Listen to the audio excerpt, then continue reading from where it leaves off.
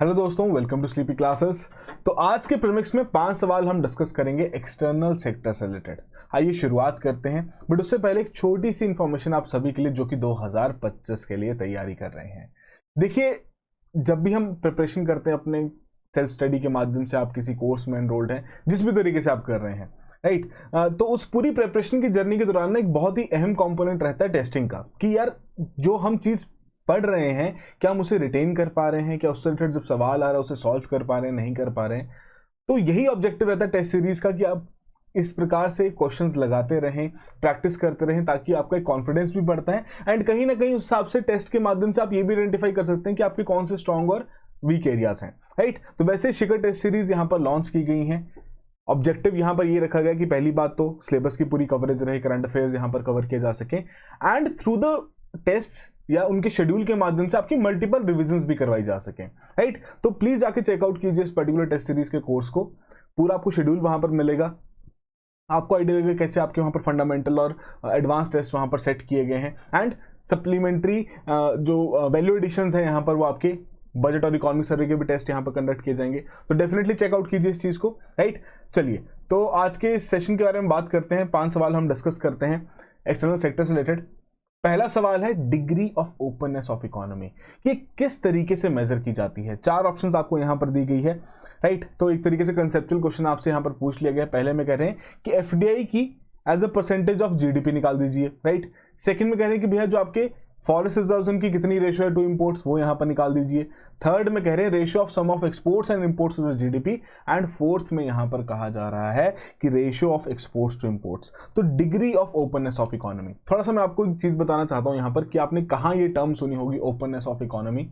जब हम आईएमएफ में कोटा सिस्टम की बात करते हैं ना, तो वहां पर हम डिसाइड करते हैं कि हर एक देश को कितना कोटा मिलेगा, राइट। तो उसमें 4 कैरेक्टरिस्टिक्स हैं, कौन कौन से वो आप बताएंगे। एक उसमें से ओपननेस का है, राइट।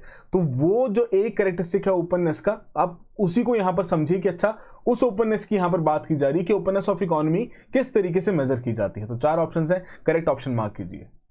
तो देखिए यहां पर जो करेक्ट ऑप्शन है वो हमारी सी ऑप्शन है, कि basically degree of openness of economy माने कि किस प्रकार की नॉन डोमेस्टिक ट्रांजैक्शंस यहां पर देखने को मिल रही है किसी भी इकोनॉमी में। तो वो कैसे मिलेगी, जब हम एक्सपोर्ट और इंपोर्ट्स के बारे में यहां पर बात करेंगे, राइट। तो वही चीज यहां पर देखने को मिलती है जब उसे हम कंपेयर करते हैं टू द ओवरऑल जीडीपी। तो ratio of sum of exports and imports to GDP वो रिप्रेजेंट करता है degree of openness of an economy, right. तो trade openness refers to the degree of which country engages in international trade activities. वो कैसे idea लगा पाएंगे, जब हमारे पास इंपोर्ट एक्सपोर्ट का डेटा यहां पर अवेलेबल रहेगा, राइट। तो ये बेसिक सा पॉइंट है जो कि आपको पता होना चाहिए। तो इसमें बहुत सारे रिसर्चेस आर्ग्यू करते हैं कि जो आपकी ट्रेड ओपननेस है कहीं ना कहीं कंट्री को बहुत वल्नरेबल बना देती है टुवर्ड्स द इकोनॉमिक शॉक्स, जो कि एक तरीके से हमने बहुत बार देखा भी है कि with the advent of globalisation, कि जब भी किसी और देश में कोई समस्या आती तो उसका इंपैक्ट बाकी देशों के ऊपर भी यहाँ पर पड़ता हुआ देखने को मिलता है, बिकॉज उस प्रकार से एक इंटरकनेक्टेडनेस यहाँ पर बनी है बाकी देशों के साथ, आपस में लेन देन यहाँ पर चलता है, सप्लाई चेन्स यहाँ पर क्रिएट हो रखी हैं। तो जब भी कोई समस्या आती है, कोई भी जियोपॉलिटिकल टेंशंस क्रिएट होती हैं, रशिया यूक्रेन का वॉर एक सबसे बड़ा प्राइम एग्जाम्पल है, राइट। जब भी ऐसी कोई टेंशन क्रिएट होती है तो डेफिनेटली उसका इंपैक्ट बाकी जगहों पर भी पड़ता है। तो जितनी ज्यादा आपकी डिग्री ऑफ ओपननेस रहेगी उतना ही ज्यादा इंपैक्ट शायद आपकी इकोनॉमी के ऊपर भी यहाँ पर रहेगा, राइट। चलिए, तो ये बेसिक सा क्वेश्चन यहाँ पर पूछा गया था। सेकंड सवाल यहाँ पर इंडिया एफ्टा को जो एग्रीमेंट साइन किया गया है कुछ ही महीनों पहले, उससे रिलेटेड 4 स्टेटमेंट्स यहाँ पर तैयार की गई हैं। पूछा जा रहा है कि इनमें से कितनी स्टेटमेंट्स आपकी यहाँ करेक्ट है।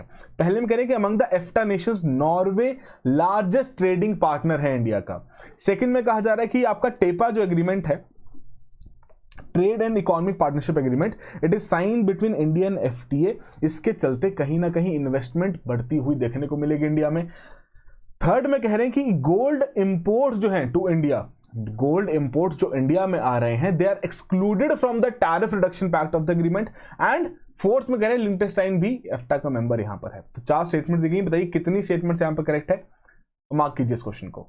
तो यहां पर हमारी सी ऑप्शन करेक्ट ऑप्शन है कि 3 स्टेटमेंट्स करेक्ट है। तो देखिए, पहली जो स्टेटमेंट है कि अमंग एफ्टा नेशंस नॉर्वे इंडिया का सबसे बड़ा ट्रेडिंग पार्टनर, जी नहीं, यहां पर नॉर्वे नहीं स्विट्जरलैंड है। तो एफ्टा में आपके 4 नेशंस आते हैं, Switzerland, Norway, Iceland and Liechtenstein, right, जिसके चलते 4 स्टेटमेंट हमारी यहां पर करेक्ट होगी। पहली इनकरेक्ट है। सेकंड में कह रहे हैं जो आपका टेपा एग्रीमेंट यहां पर इंडिया और एफ्टा ग्रुप के बीच में साइन किया गया है, उसके चलते इन्वेस्टमेंट इनफ्लोज की बात रखी गई है टुवर्ड्स इंडिया, कि उस प्रकार से इन्वेस्टमेंट आएगी इंडिया में। तो बिल्कुल सही पॉइंट यहां पर रखा गया है कि पहली बार इस प्रकार का एग्रीमेंट साइन किया गया है बिटवीन सर्टेन इकोनॉमीज, जहां पर इन्वेस्टमेंट का भी जिक्र किया गया है कि डेफिनेटली इन्वेस्टमेंट फ्लो करेगी एक पर्टिकुलर देश से दूसरे पर्टिकुलर देश में। तो इंडिया में इन्वेस्टमेंट्स की यहां पर बात रखी गई है।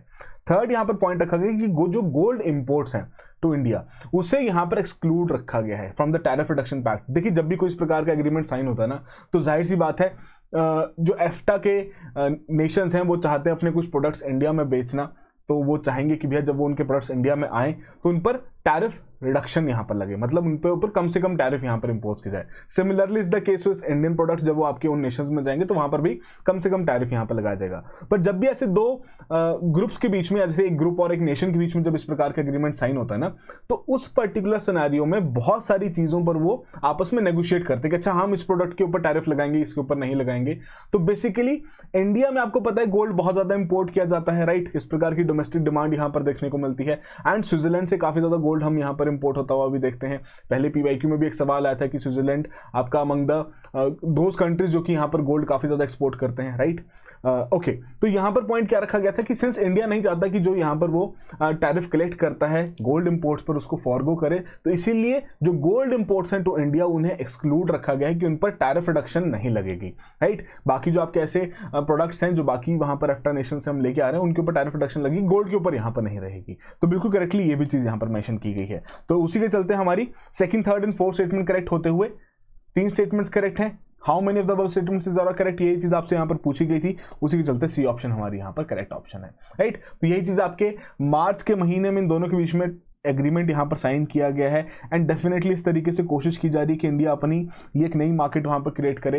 एंड कहीं ना कहीं स्विट्जरलैंड भी आपके यूरोपियन नेशंस के लिए एक बहुत अच्छा सर्विसेज का हब माना जाता है। अब स्विट्जरलैंड और इंडिया के बीच में इस प्रकार का एफ्टा एग्रीमेंट के माध्यम से यदि कोऑपरेशन बढ़ती है, कोलैबोरेशन बढ़ती है इन टर्म्स ऑफ सर्विसेज के एक्सपोर्ट में, तो कहीं ना कहीं इंडियन कंपनीज जो यूरोपियन देशों में अपनी सर्विसेज तक पहुंचाना चाहते हैं तो वहां स्विट्जरलैंड में अपना बेस क्रिएट कर सकते हैं, राइट। तो ये डेफिनेटली बहुत एक फ्रूटफुल देखने को मिलेगा आने वाले समय में किस प्रकार से एग्रीमेंट इंडिया के लिए भी एंड एफ्टा नेशंस के लिए भी यहां पर नई अपॉर्चुनिटीज क्रिएट करता है, राइट। तो ये बेसिक से पॉइंट्स आपको दिए गए हैं। फिर एफ्टा आपके कौन कौन से मेंबर स्टेट्स यहां पर इन्वॉल्व हैं उनकी लिस्ट आपको दे दी गई है। इंडिया के एक्सपोर्ट्स एफ्टा कंट्रीज में कितना देखने को मिला है, मतलब बेसिक से फैक्ट्स आपको यहां पर प्रोवाइड कर दिए गए हैं। बट स्विट्जरलैंड यहां पर सबसे बड़ा ट्रेडिंग पार्टनर है इंडिया का among these particular 4 Nations, followed by Norway. And apart from that $100 billion की इन्वेस्टमेंट एफडीआई हम यहां पर रिसीव करने की प्रोजेक्शन रखी गई है। अब देखते हैं किस प्रकार से ये इन्वेस्टमेंट यहां पर आती है। एंड कहीं ना कहीं आपको पता होगा स्विट्जरलैंड की जो हैवी मशीनरी इंडस्ट्री है बहुत फेमस मानी जाती है, राइट।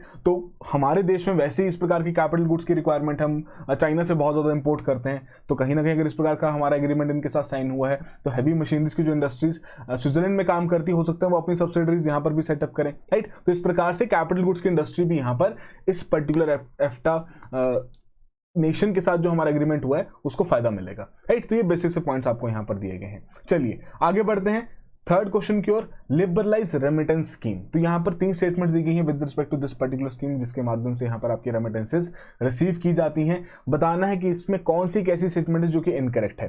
पहले में कह रहे हैं कि जो आपके रेजिडेंट इंडिविजुअल्स हैं एंड हिंदू अनडिवाइडेड फैमिलीज हैं they are allowed to freely remit up to, मतलब कितना रेमिट यहां से इंडिया से किया जा सकता है, अप टू आपका $2.5 लाख पर फाइनेंशियल ईयर यहां पर रखा गया है। सेकंड में कहा जा रहा है कि remittances can be made in any freely convertible foreign currency, की किसी भी फॉरेन करेंसी में आप अपनी करेंसी को कन्वर्ट करा के यहां से रेमिट कर सकते हैं, यहां से किसी और देश भेज सकते हैं। उसी तरीके से थर्ड स्टेटमेंट में यहां पर कह रहे हैं कि जो आपकी कैपिटल अकाउंट ट्रांजैक्शंस हैं वो भी इस स्कीम के अंतर्गत यहां पर कवर की गई हैं। तो 3 स्टेटमेंट्स आपको यहां पर दी गई, थोड़ा सोचिए और मार्क कीजिए कि कौन स्टेटमेंट यहां पर इनकरेक्ट है। तो देखिए जो आपकी लिबरलाइज रेमिटेंस स्कीम है, मैं अगेन इस चीज को यहां पर मेंशन करना चाहता हूं, ये स्कीम किस चीज को कवर करती है कि हमारे देश से जो पैसा बाहर भेजना चाहते हैं। तो देखो दोनों ही केसेस में current account as well as capital account, दोनों केसेस में कुछ कुछ ट्रांजैक्शंस यहां पर परमिसेबल मानी गई हैं जिस केस में ये स्कीम एप्लीकेबल है, जिसके चलते सी ऑप्शन तो हमारी यहां पर करेक्ट है। कैसे नहीं, सिर्फ और सिर्फ करंट अकाउंट की ट्रांजैक्शंस यहां पर कवर करता है, कुछ कैपिटल अकाउंट की भी ट्रांजैक्शंस हैं जो कि इस LRS के माध्यम से यहां पर अंडरगो की जाती हैं। पहली स्टेटमेंट जो यहां पर कह रही है कि रेजिडेंट इंडिविजुअल्स और हिंदू अनडिवाइडेड फैमिलीज किनको अलाउ किया गया है, इतना आप फ्रीली रिमिट कर सकते हैं, इतना यहां से भेज सकते हैं। तो भैया इस केस में एक पॉइंट यहां पर ध्यान रखने वाला क्या है कि जो आपकी लिबरलाइज रेमिटेंस स्कीम है सिर्फ और सिर्फ इंडिविजुअल रेजिडेंट्स को कवर करती है, उसके बियॉन्ड नहीं, राइट। हिंदू अनडिवाइडेड फैमिलीज से रिलेटेड यहां पर बात नहीं की गई है। तो ये इंपॉर्टेंट पॉइंट यहाँ पर ध्यान रखना, और इसी के चलते ये स्टेटमेंट हमारी इनकरेक्ट भी है। ठीक है जी। और जो बी हमारी स्टेटमेंट है कि जी हाँ उस प्रकार से रेमिटेंसेस किसी भी फ्रीली फॉरेन कन्वर्टेबल करेंसी में की जा सकती है, वो तो यहाँ पर करेक्ट है ही।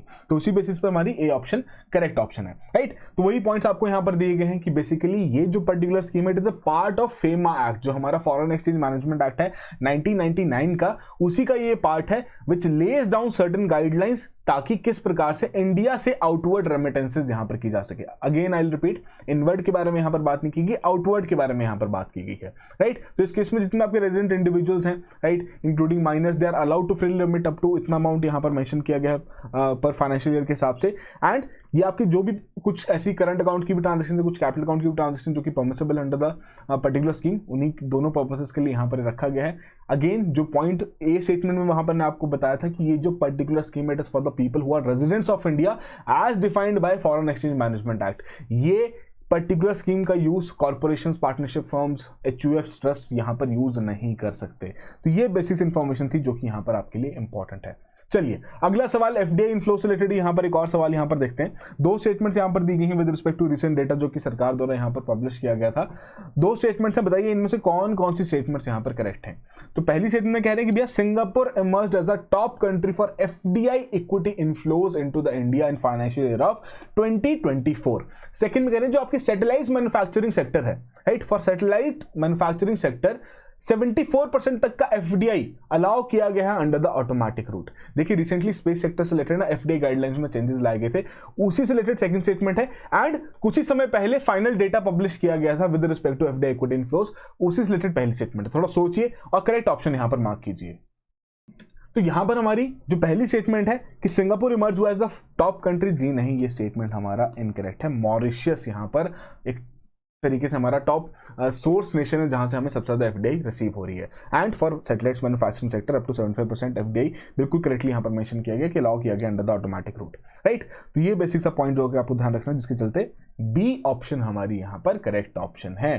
तो ये बेसिक से फैक्ट्स आपको यहां पर दे दिए गए हैं with respect to FDI inflows. अब इसमें मॉरिशियस जो है अगेन लीड कर रहा है, फिर सिंगापुर, फिर यूएस, नेदरलैंड्स, जापान इमर्ज करते हैं as top 5 countries for the FDI equity inflows into India for financial year 2024, इसलिए आपकी स्टेटमेंट 1 इनकरेक्ट थी।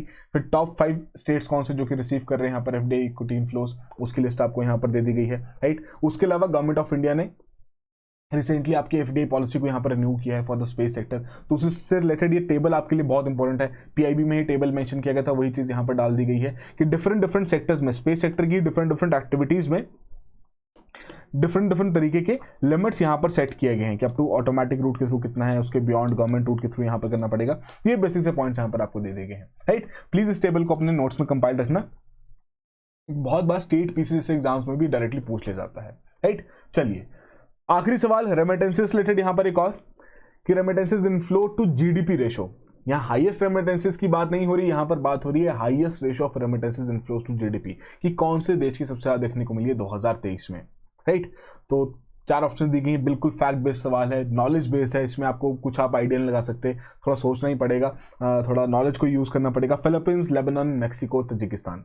तो यहां पर हमारा जो करेक्ट आंसर है वो है तजिकिस्तान, राइट। तो बेसिकली इस प्रकार का टेबल तो आपने जरूर देखा होगा, है ना। तो बहुत रेयर चांस होता है कई बार ऐसे सवाल पूछना, कई बार यूपीएससी तोड़ मरोड़ के भी सवाल वहां पर डाल देता है, बट इस केस में इंडिया वो emerged as a particular nation जहां पर सबसे ज्यादा रेमिटेंसेस इनफ्लोज विटनेस करने को मिले हैं।